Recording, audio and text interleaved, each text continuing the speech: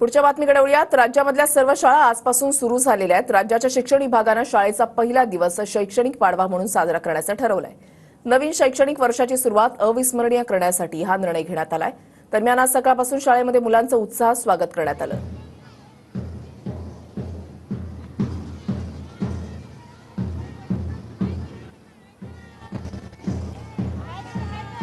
सागर सुरवसे आमचे प्रतिनिधी आमच्या सोबत आहेत। सागर, शाळेचा मुलांचा आजचा पहिला दिवस, मुलांमध्ये उत्साह पाहायला मिळतोय।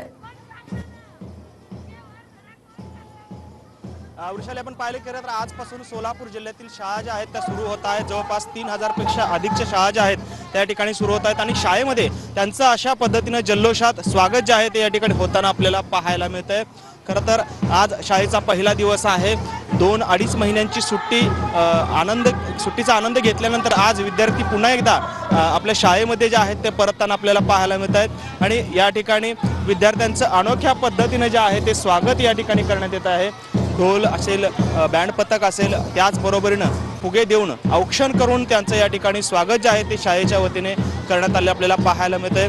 खरं तर सुट्ट्यांचा आनंद घेतल्यानंतर पुन्हा एकदा हे सर्व विद्यार्थी जे आहेत ते शाळेमध्ये आलेले आपल्याला पाहायला मिळत आहेत। रंगीबेरंगी वेशभूषेमध्ये या ठिकाणी शाळेचा आजचा हा पहिला दिवस जो आहे तो अतिशय उत्साहपूर्ण वातावरणामध्ये या ठिकाणी शाळेमध्ये येताना आपल्याला पाहायला मिळतात। आपण पाहतोय फुगे घेऊन या ठिकाणी हे सर्व विद्यार्थी आपापल्या वर्गामध्ये देखील आता जायला सुरुवात झालेली आहे। अतिशय नक्कीच धन्यवाद सागर दिलेल्या सविस्तर माहितीसाठी।